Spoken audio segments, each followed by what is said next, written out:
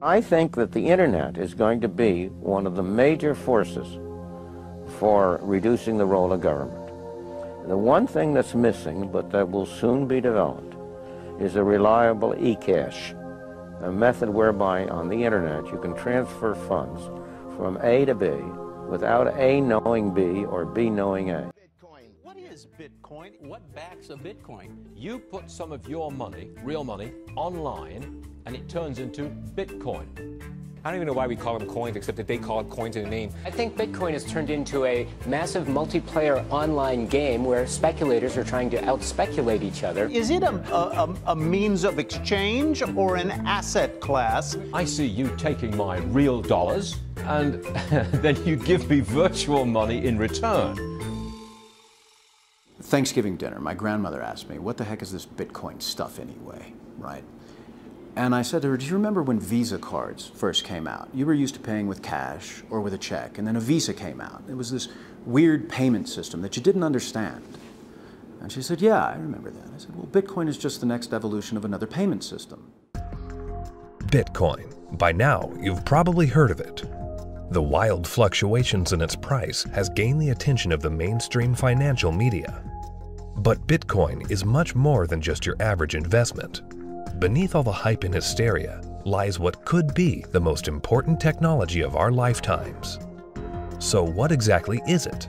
To fully appreciate the characteristics that make Bitcoin a potentially world-changing technology, we first need to understand what money is.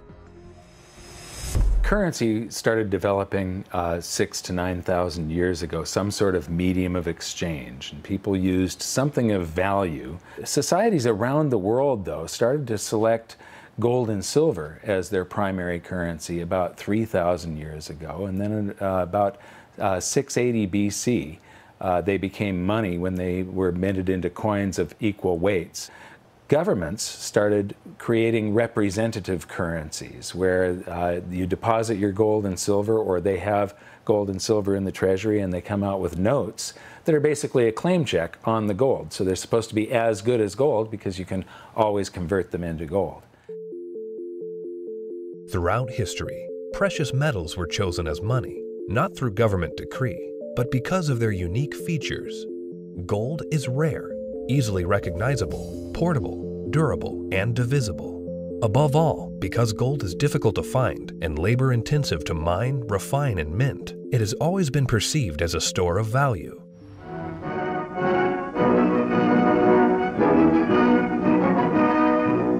At Bretton Woods, New Hampshire, delegates from 44 allied and associate countries arrived for the opening of the United Nations Monetary and Financial Conference. In modern history, as World War II was coming to an end, in 1944, the Allied nations met at the small town of Bretton Woods, New Hampshire. Here, they drafted a new financial system, which would stabilize the world's financial system once the war ended. With the United States poised to enter a golden age of prosperity, the U.S. dollar was chosen to be the world's reserve currency. The Bretton Woods system was created after the Second World War at the Bretton Woods Conference in New Hampshire. And rather than using gold as the means of exchange between countries, as was the case under the old gold standard, the dollar was going to be used. The dollar was chosen because back then it was as good as gold. Under this new system, the countries of the world would tie their currencies at a fixed rate to the U.S. dollar. And because most of the world's gold was held in U.S. vaults, the U.S. dollar would be backed by gold at a fixed price of $35 per ounce. This created a system where the currencies of the world were effectively backed by gold through the U.S. dollar. I have directed Secretary Connally to suspend temporarily the convertibility of the dollar into gold or other reserve assets. The Bretton Woods system lasted for about 25 years, but in August of 1971, President Richard Nixon called for an emergency press conference where he announced foreign countries would no longer be able to convert their U.S. dollar holdings into gold. This surprise move would come to be known as the Nixon shock. With this one announcement, President Nixon effectively created our current monetary system, a system where no currency is backed by gold or anything of value. This is what is known as a fiat currency. Fiat currency is currency that's backed by nothing except government promises. The word fiat is a Latin word, and it basically means currency that's circulating by force. If people have confidence in that currency, and if there's enough government force, that will enable the currency to circulate for a period of time until people lose confidence in the currency.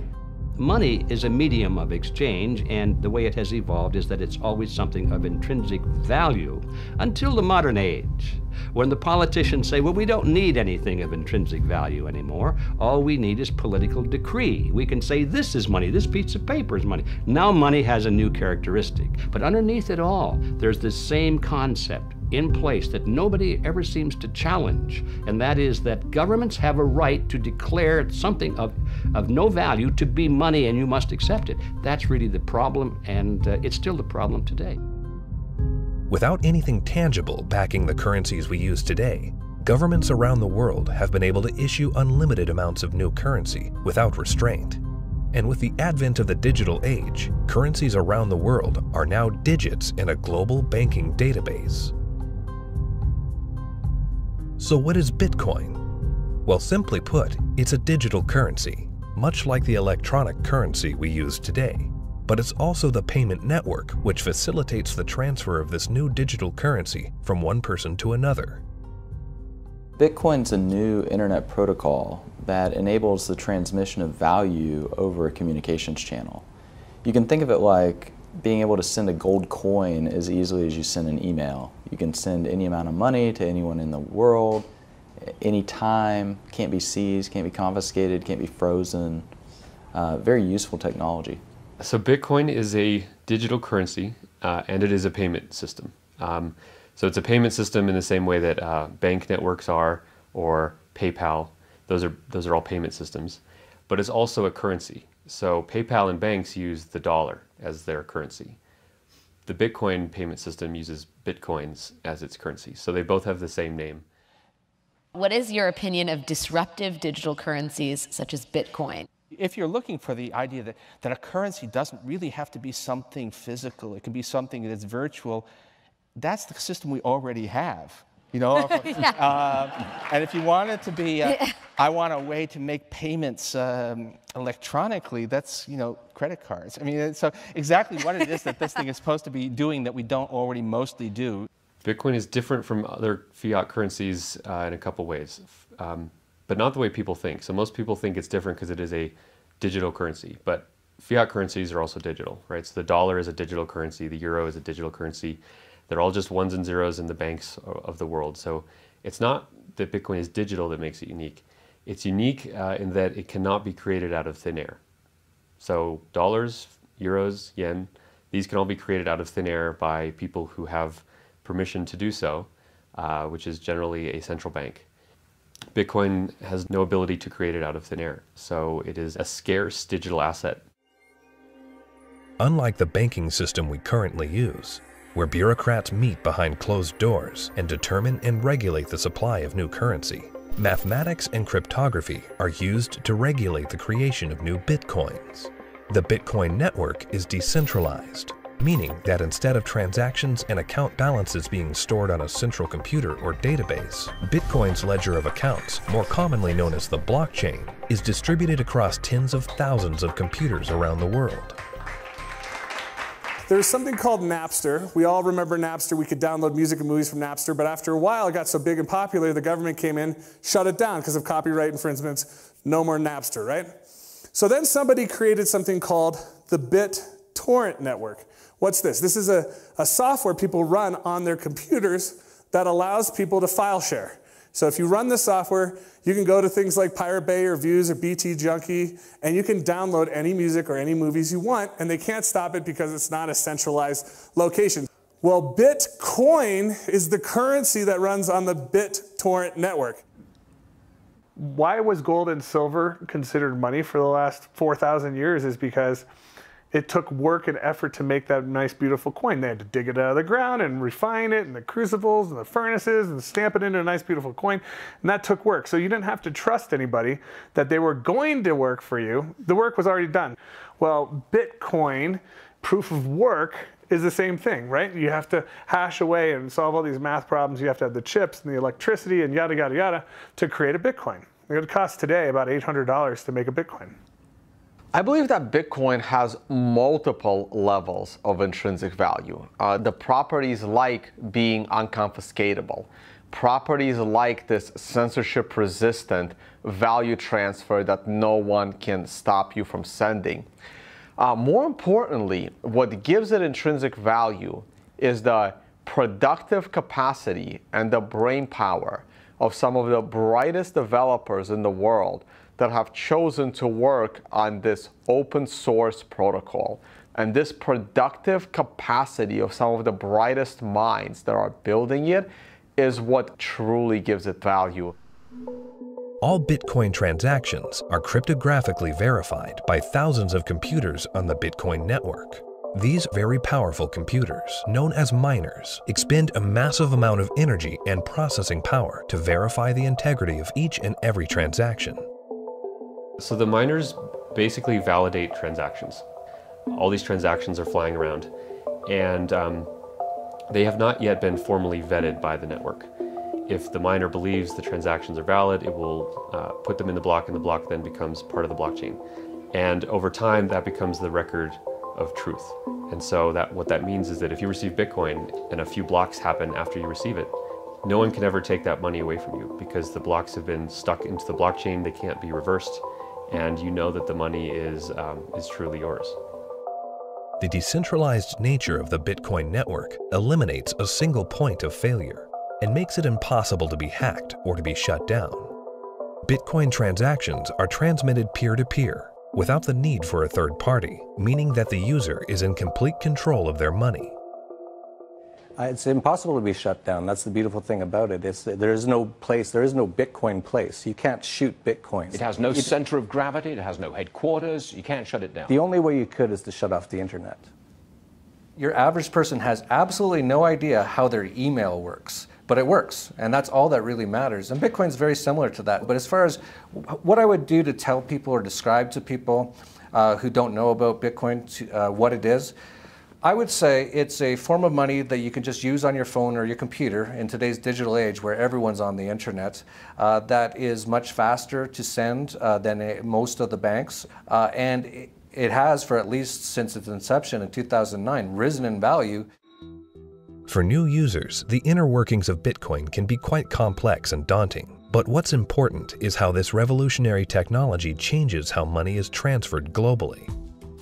Right now, every single payment that you make to another person goes through an intermediary. Either PayPal or bank or Visa or MasterCard. And more importantly, the governmental jurisdiction decides if you're allowed to make that payment.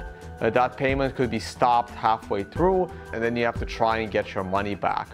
With Bitcoin, no one can stop it. The moment you decide to send another person digital value, you can just send it. And there is nobody in your way. There is no one that has to give you permission to pay another person money, and all they need is an internet connection. This has the potential to displace the need for banks as a trust institution. If you and I exchange currency or have commerce using Bitcoin and it goes on the ledger, on the blockchain, we don't need a bank to confirm that that is a valid transaction. One of the differences between Bitcoin and the banking system is it doesn't require a third party to perform.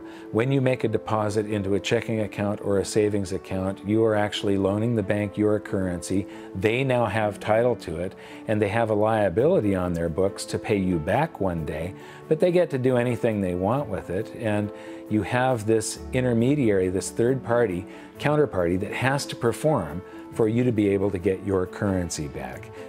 Cryptocurrencies invert the power structure. It isn't a few people at the top controlling a whole bunch of people at the bottom. The power goes to the individual. In the same way that the internet flattened access to information and allowed anyone in the world with an internet connection to learn basically anything they wanted to know and to communicate with anyone else on Earth, Bitcoin does that with money. So now anyone on the planet, no matter their age or the arbitrary geographic location in which they were born, or the arbitrary rules of the people that govern over them, that person can now engage economically with anyone else in the world directly. And that's profoundly powerful. You do not need a bank account to interact with Bitcoin. You do not need a bank account now to receive an honest payment from someone else in the world and know that the money is legitimate and good and can't be rescinded. So money now can't be censored. Any two people can send it between each other through Bitcoin. Cryptocurrency Bitcoin has once again defied naysayers by spiking above $18,000 at one point today. Bitcoin hits a new high. We had this incredible run up in the fall going into the holidays, and then we've seen a pretty big pullback. This is a 30% loss in the week and a 50% loss in the year. The past year has seen the price of Bitcoin rise and fall in dramatic fashion, getting the attention of Wall Street and the investment community. Bitcoin is now seen by the public as a speculative asset class that can be traded, but the core fundamentals of this important technology cannot be overlooked. The use of Bitcoin is particularly vital in the developing world, where billions of people are without basic banking services. People who see the price all the time, especially in advanced societies, they focus more on the price, and they think that Bitcoin is an investment solely, and that it goes up and down like a stock based on news and expectations. But the fact is, probably there's more people in these kind of third economies. They don't own a lot, but they own it, and they own it because they need it. Not because they expect to get rich or hope to get rich, because they need to protect themselves against both destroyed fiat currencies and against capital controls. So when people think of it as an investment, they have to realize that the reason that Bitcoin's so exciting is because it's a future money for the world, not because it's something that could become a great investment. It just so happens to be that both can be accomplished at the same time. One of the great powers of whether it's Bitcoin or any other cryptocurrencies, if we can figure out how to scale the technology, we can solve a lot of problems in the financial system. We can transact with each other globally at very low cost and very efficiently. And there's tremendous market power in that. Has nothing to do with anyone in the financial system. People want to be able to communicate and transact with each other simply and quickly, and the hunger to do that is enormous. Today, Bitcoin is seen as a financial asset, but as the technology develops, the blockchain that powers Bitcoin may be used to verify transactions other than the transfer of money. Each Bitcoin is divisible into 100 millionth of a Bitcoin, called a Satoshi. These tiny fractions of a Bitcoin can be programmed to represent assets other than money. In this way, the Bitcoin blockchain can be used to verify transactions of all kinds of items without the need for a central authority. The Bitcoin blockchain is a tremendous technological innovation that enables distributed consensus. People are able to come to agreement on what the state of this ledger should be and what it is. And that enables people to have trust without trusting any other party or person or institution. So anywhere we need to have trust, where we need to be able to verify what is the true and correct state of something, that has an application to be put on the Bitcoin blockchain.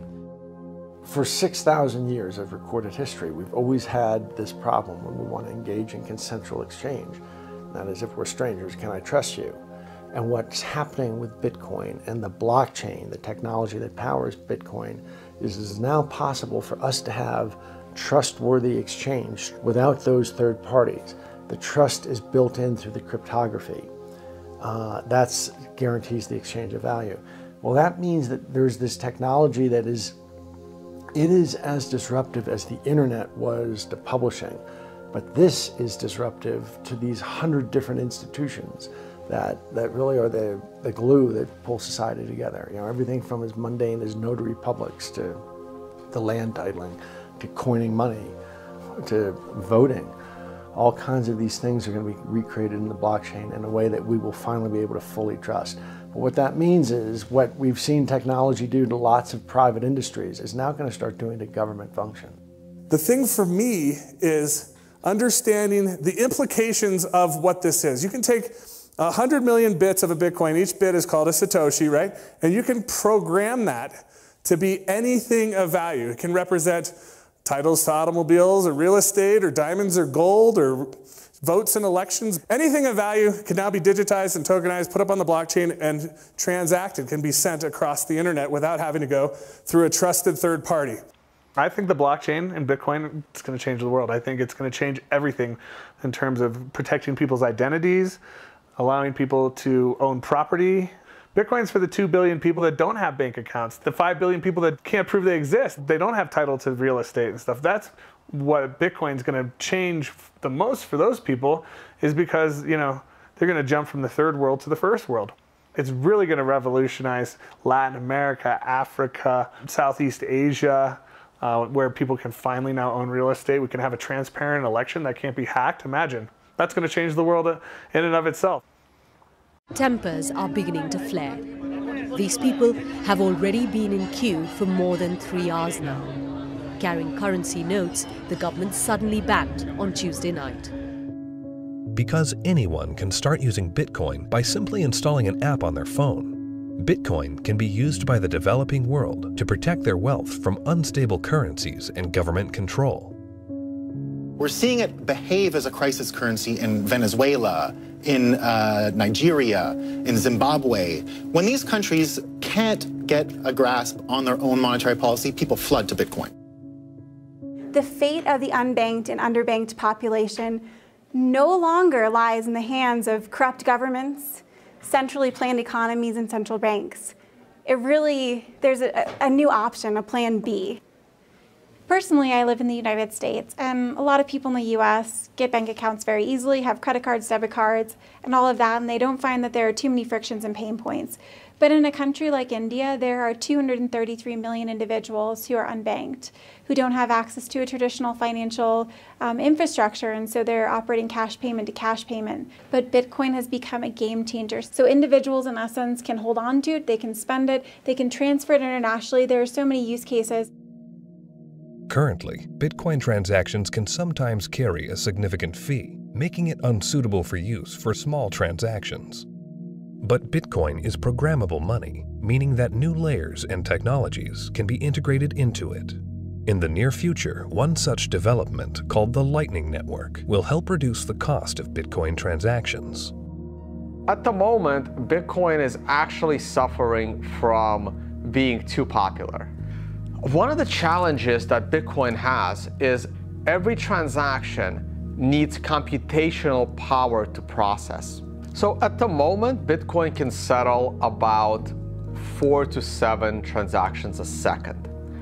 And in the future, each of those 4 to 7 transactions a second can contain 1 million transactions within it. And that's what the second layer and Lightning is trying to do. It will just make it so much more efficient and so much cheaper for the average person.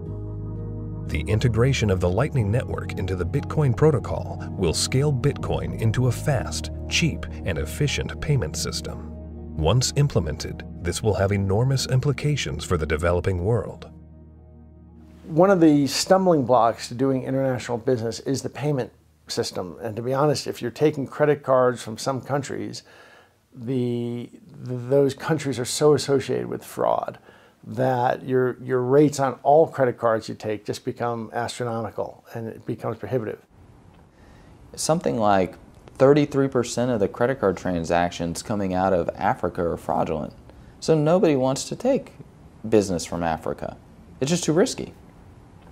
With Bitcoin, you know the funds are good. So as a merchant, yeah, pay with Bitcoin. I'll sell anything you want, that's legal to Africa. That has tremendous implications, to be able to get access to these types of products and services so seamlessly. And then they're able to start having property rights. And property rights is really what's going to help lift them up out of poverty. Closer to home, in today's digital world, governments have started to phase out cash, replacing it with digital currency. In this environment where concerns over personal privacy are very real, Bitcoin provides monetary sovereignty outside the control of government policy. When you have a situation where the government is trying to control, they don't want people to have the means of hiding anything from them.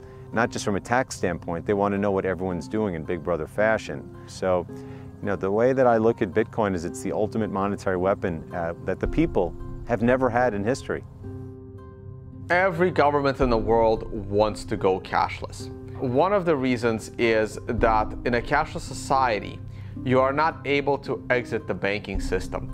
When people panic, they run to the ATM machines, they run to the bank and they withdraw money. The other thing is the governments are starting to run out of money, and governments don't build anything.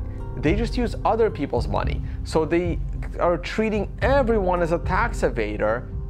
I believe the main reason why Bitcoin is so popular and important is not because of its finite supply and being gold. It's because of anti-money laundering laws preventing people from doing what they want with their money.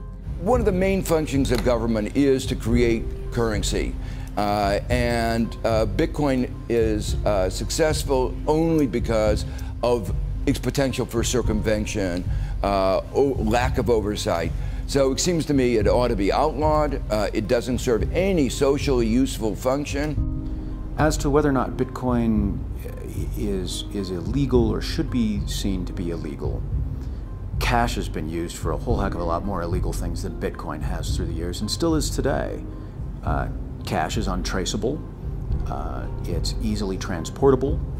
Nobody knows where that dollar has been and how it's been moved from hand to hand to hand. So it's just a matter of making that connection that a cryptocurrency is really not a new thing.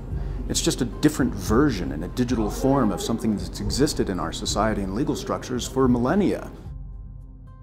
Bitcoin is shifting the paradigm and challenging the legacy financial system. Recently, Jamie Dimon, chairman and CEO of JP Morgan Chase, America's largest bank, was quoted calling Bitcoin a fraud. Why is Bitcoin a fraud? Here's the reason. Governments, the first thing they do is form a currency. They like to control the currency. They control it through a central bank. They also like to know who has it, where it is, where it's going. Wait until someone gets hurt. Wait until it's used for illicit purposes, which it is somewhat used for illicit purposes. They close it down. You got people like Jamie Dimon, a serious guy, calling it a fraud. Calling it a fraud? You mean like there was hundreds of billions of dollars of securities that Jamie Dimon sold the public a decade ago called mortgage-backed securities? He's calling Bitcoin a fraud? Is that going to go to zero like his securities that he sold the public? You know, first with respect to asking a banker about whether they like Bitcoin or not, that's kind of like asking a king, do you like democracy? It's just so thoroughly frustrating and insulting when people who know very little about what we do watch an up-and-coming technology and have the audacity to call us all criminals. You know, we're not the criminals here. The whole damn reason this ecosystem exists is because they're the criminals. And you know, it doesn't really matter at this point what he thinks. The genie's out of the bottle. Somebody in this room or somebody at this conference or somebody around the world is going to solve the problem of decentralized lending and value-stable currencies and decentralized exchange. And within 5 to 10 years, banks will become less and less relevant, just like landline telephones are becoming less and less relevant. And we're going to wake up one day and we're going to be in charge of our own money. And Jamie Dimon, in retirement, can watch the world as it is, not the world as he would like it to be. The Bitcoin blockchain is built on decentralized consensus outside the control of a central party. However, with the hype in the rise of cryptocurrencies such as Bitcoin, both central banks and commercial banks have started to develop their own digital currencies under the guise of what they call blockchain technology.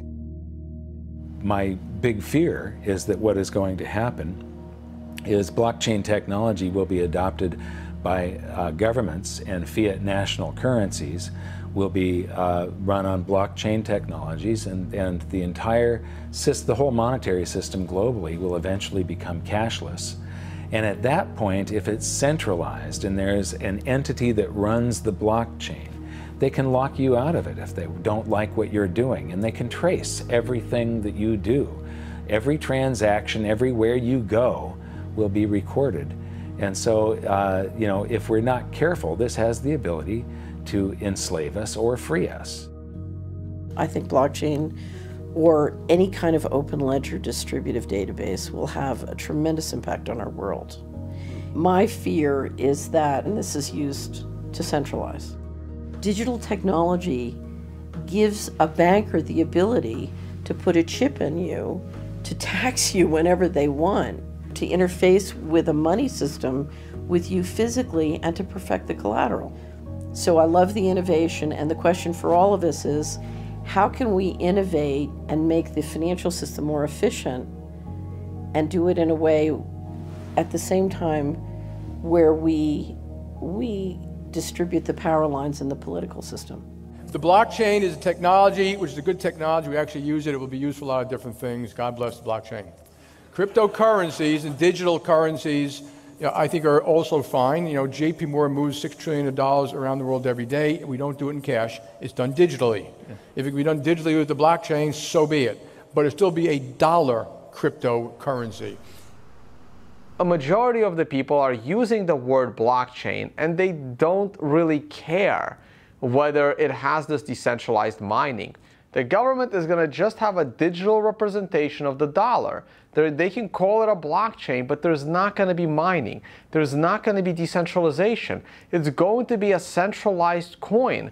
Whether they call it a blockchain or not is irrelevant. The whole purpose of a blockchain is to remove control from a central party. If you're a central bank and you make a blockchain for dollars, and then you have dollar coin, if you still have full control over the dollar coin, you can create how much of it you want, you can control where it goes. There was no point in having a blockchain at all. You might as well just have a centralized database like a banking system. To really use blockchains in any meaningful way, it means that there is no person in charge. And so a central bank, by definition, is the one who is supposed to be in charge of money. And thus they would never create a blockchain or a cryptocurrency that they couldn't control. So that's why they will likely be made redundant, because the market can choose what kind of money it uses. And it now has a choice between a digital currency that can be controlled by central parties and inflated without limit, or a digital currency that cannot be controlled by any central party and that has a fixed amount and can't be debased. Over time, that's going to be a very obvious choice. Bitcoin and the blockchain behind it are incredibly powerful technologies. As the future unfolds, these technologies could be used to restructure the financial system into one of fairness and equality for all, a system outside the control of the banking elite. We have millions of people now taking an interest in what is money, the question of what is money, what should it be? And they're learning, especially a lot of young people. Precious metals were once money. Then came the era of paper money. Could we now be entering a golden age of decentralized digital money? Only time will tell. Bitcoin is first and foremost about changing how the financial system of the planet operates. However, Bitcoin is also a financial asset itself, and it goes through these bubbles, and people have made many millions of dollars when they buy it low, and then it goes up in value. But that's not really what matters at all. What matters is that it's actually going to change the entire ecosystem of the planet, how all humans interact with each other, and that's a very exciting thing to be part of.